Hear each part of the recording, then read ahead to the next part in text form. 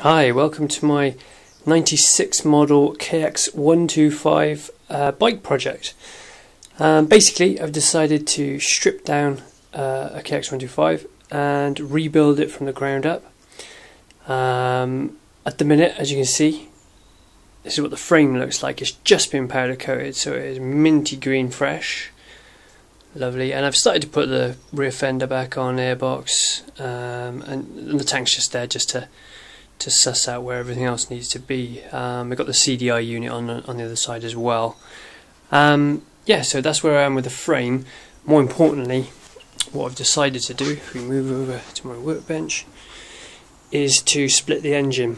If you guys have got any questions or comments on how I got to this part of the process, please leave some comments on the video, and I'll run through what I did in order to split down the engine.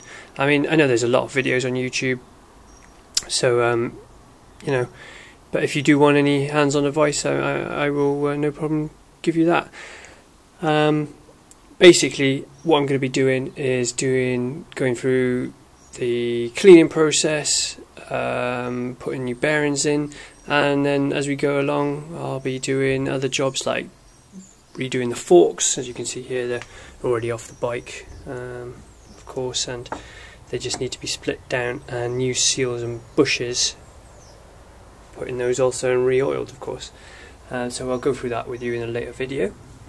But today is all about cleaning. I've got to repress some bearings into these cases. I wasn't too happy with just putting the engine back together and hoping for the best. And I'm glad, really, because as you can see, this is the crank. I mean, it is sodden with mud, and it's even a little bit rusty. I mean, the crank itself isn't too bad. The play there, I mean, it does need a rebuild, and I will be sending that away. As you can see, one of the bearings has come off, as they sometimes do when you pull cranks out, and stuck on the crank itself. And if I just give that a spin, just to give you an idea of how rough that is going to be if it was left on the bike. I mean, it just sounds horrendous. Yeah, that'll be the noise it'll be making when you're riding along. So anyway, I've got some new bearings on order. I'll go through in a later video on how we're going to put that together. I mean, I'm going to have them pressed on. They don't simply just push onto the crank itself.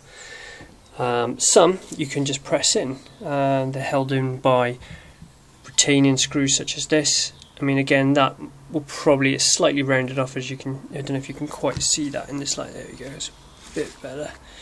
So that's slightly rounded off. So what you'd need to get that out is an impact driver, such as that.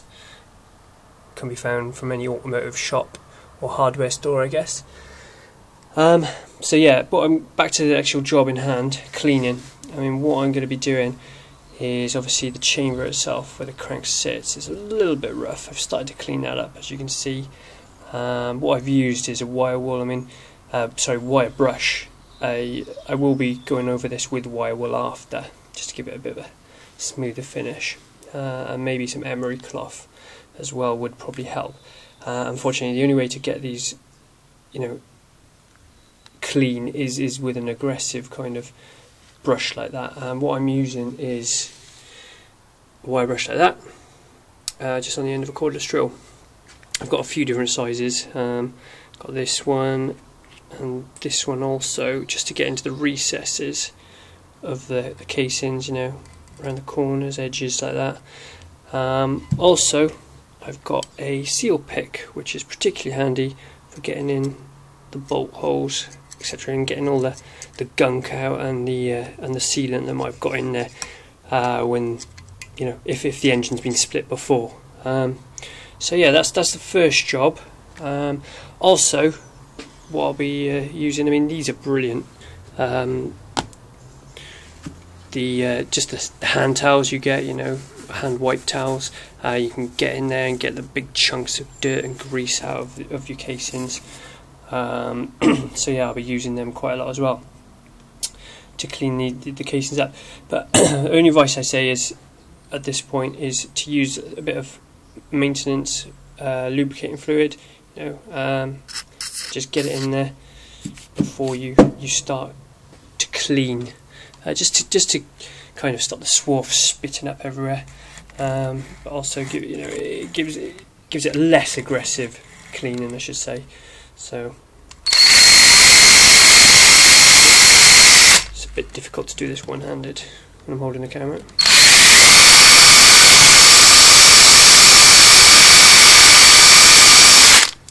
Right, you can get the idea there.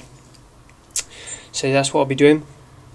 And of course these cordless drills with a brush is brilliant for if you have got stubborn chunks of sealant and whatnot to get off. They just, obviously just come straight off with something like that.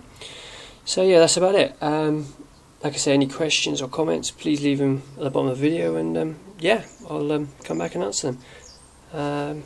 Right, for now I'll sign off, and I'll give this a good clean, and then the next video will be putting the bearings in. Thanks very much.